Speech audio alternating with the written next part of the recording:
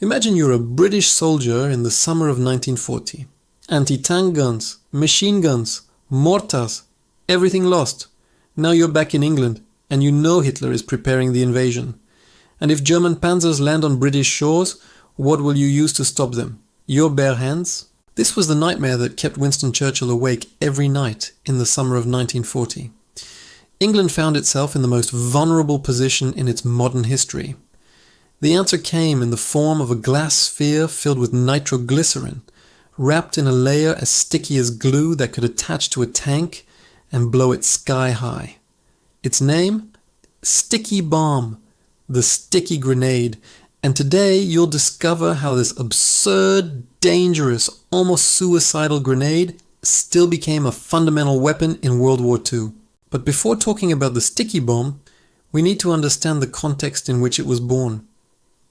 June 1940. Britain had just lived through the Dunkirk disaster. 330,000 men evacuated. Yes, but the price was devastating. The British Army abandoned in France more than 2,500 guns, almost 70,000 vehicles, and an enormous amount of equipment.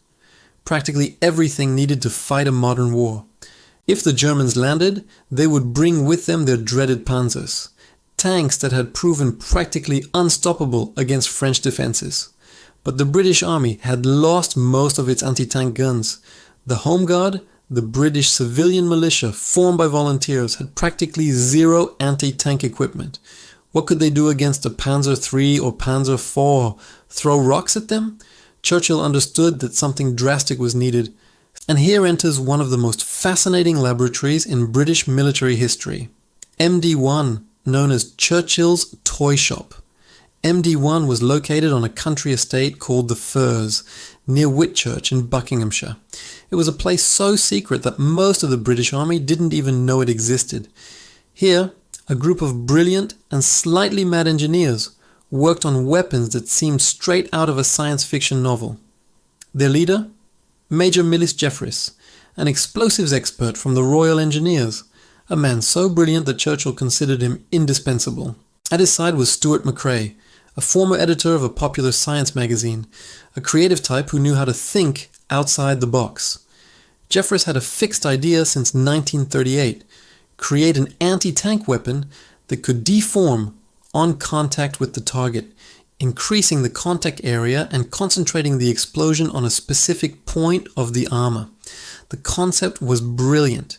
Instead of exploding the explosive in the air near the tank, you made it adhere perfectly to the metal surface.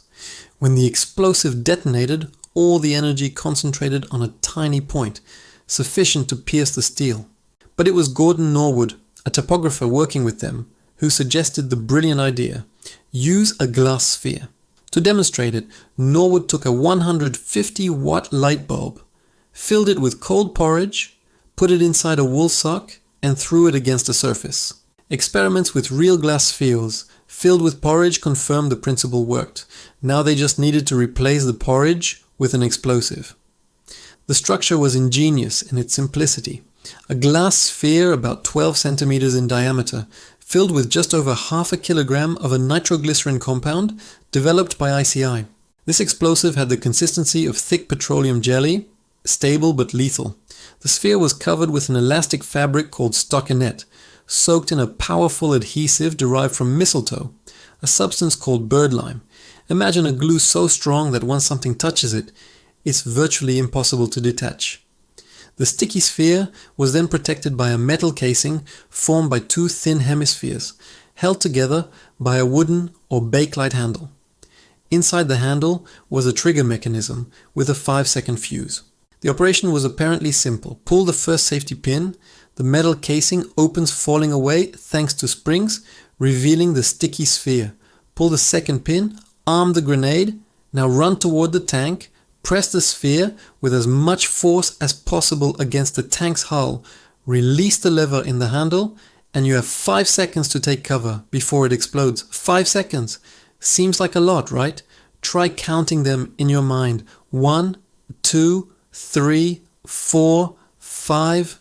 Now imagine having to count them while running away from an enemy tank that could notice you at any moment and turn you into pulp with its machine gun. Suddenly, 5 seconds seemed like nothing. But theory was one thing, practice another. When the sticky bomb was tested, problems immediately emerged. Big problems.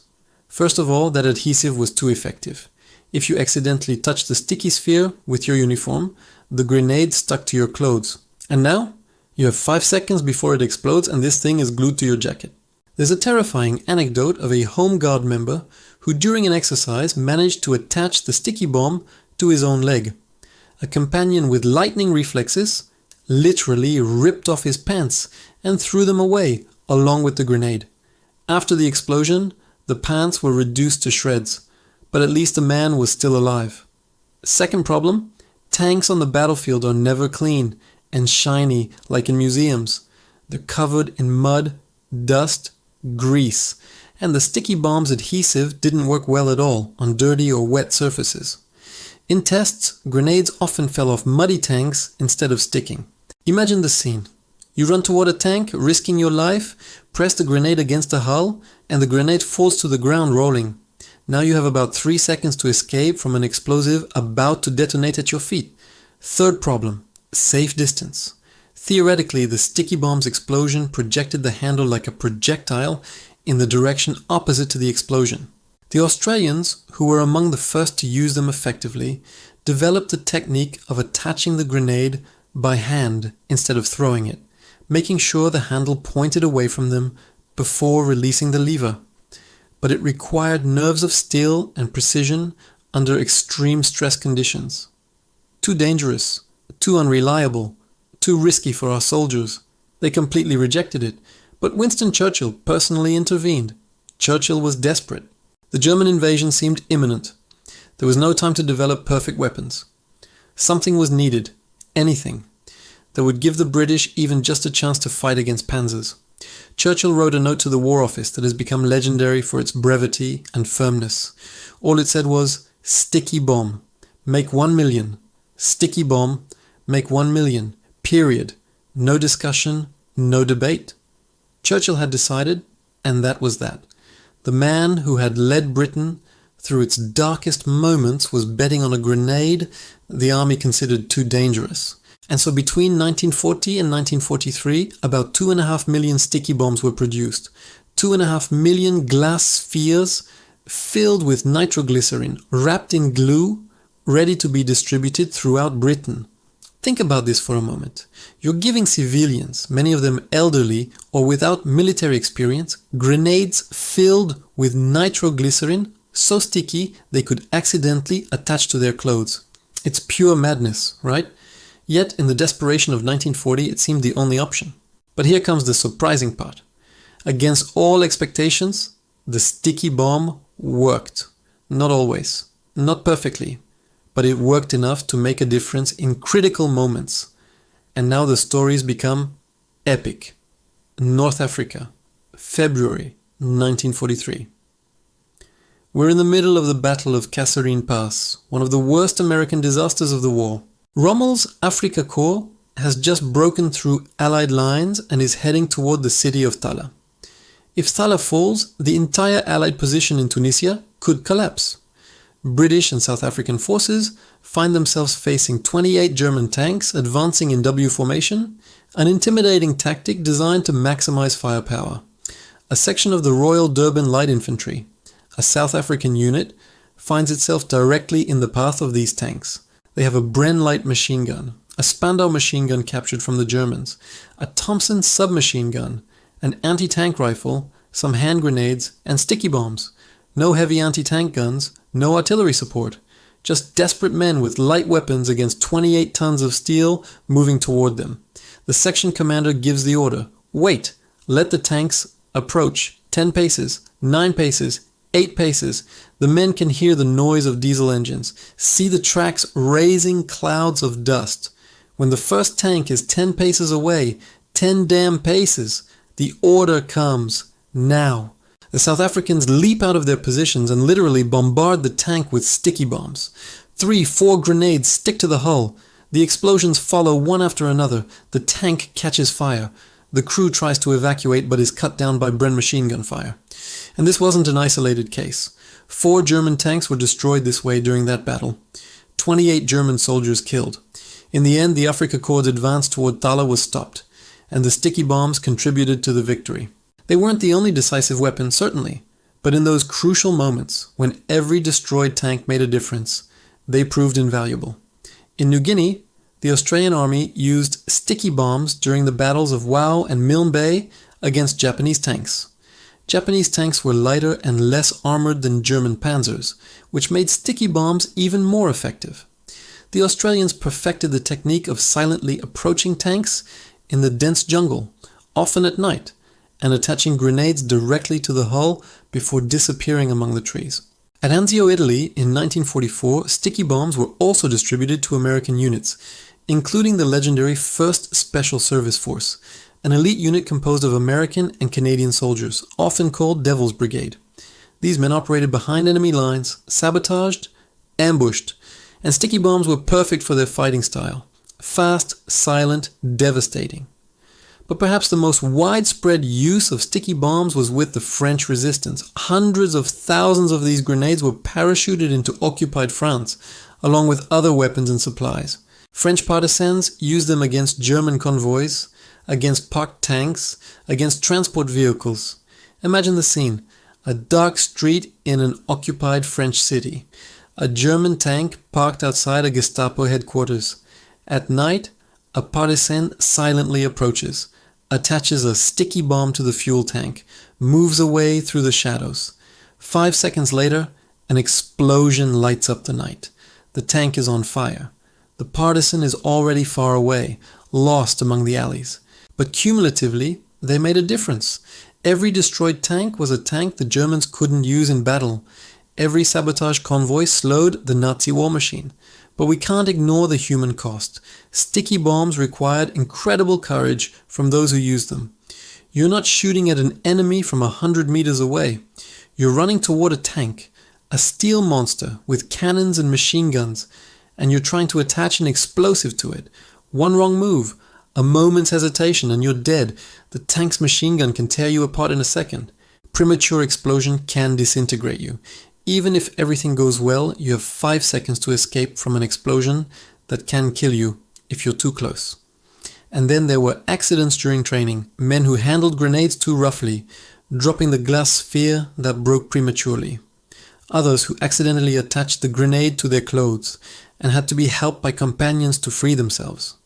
Sticky bombs caused injuries even during preparation, before ever seeing the enemy. The Germans obviously learned about sticky bombs. And in December 1943 they developed a countermeasure. Zimmerit, a special coating in cement paste that was applied to their tanks. Zimmerit had a rough and irregular surface specifically designed to prevent magnetic and sticky grenades from adhering. It wasn't perfect, but it significantly reduced the effectiveness of sticky bombs. It was a miniature arms race, weapon, countermeasure, new weapon. From an economic standpoint, sticky bombs were an incredible bargain. Producing them cost very little. A glass sphere, half a kilogram of explosive, some fabric and glue, a wooden or bakelite handle, and a simple trigger mechanism. Probably less than £1 per unit in 1940. Compare that to the cost of an anti-tank gun, which could cost hundreds or thousands of pounds, plus the vehicle to transport it, plus the trained crew. Sticky bombs could be distributed en masse, and any soldier could learn to use them in a few hours. But the true legacy of the sticky bomb isn't so much military as psychological. It demonstrated that even facing crushing technological superiority, there was always a way to fight. German panzers might seem invincible, but a brave man with a £1 grenade could stop them. This is tremendously important for morale. In 1940, when invasion seemed imminent, knowing you had at least something to fight tanks with made the difference between hope and despair. Churchill understood this psychological aspect. He had even proposed a slogan to accompany the sticky bomb. You can always take one with you. The idea was that even if you were about to be overwhelmed, you could always take at least one enemy with you before falling. It's a grim slogan, almost suicidal. But it reflected the British mentality of 1940, we will never surrender. We'll fight to the last. These stories of ordinary people doing extraordinary things with imperfect weapons remind us that innovation born from desperation can be just as powerful as innovation born from luxury. Want to explore more tales of wartime ingenuity that shaped history? There's a whole world of forgotten weapons and brave souls waiting to be discovered. After 1943, sticky bomb production ceased. More effective anti-tank weapons like the Piat and subsequently bazookas and Panzerfausts became available. These weapons could destroy tanks from safe distances, without requiring men to literally run toward the enemy. The sticky bomb became obsolete, but it remains a testimony to a particular moment in history. A moment when desperation fueled innovation, when brilliant engineers worked in secret country estates to create weapons that seemed impossible. A moment when ordinary men had to do extraordinary things simply because there was no other choice. Today, very few original sticky bombs still exist. Most were used, destroyed, or dismantled after the war. Those that survive are preserved in museums like London's Imperial War Museum. Memories of an era when Britain had its back against the wall and fought with everything it had, even with sticky suicide grenades. And there's something profoundly human in this story. The sticky bomb wasn't an elegant weapon. It was ugly, dangerous, flawed. So next time you hear about British secret weapons from World War II, remember the sticky bomb. It wasn't the most sophisticated, it wasn't the most lethal, it wasn't even the safest. But for thousands of soldiers who found themselves face to face with an enemy tank, it was the only thing between them and defeat. And sometimes, in history, that's all it takes. An opportunity, however desperate, to fight.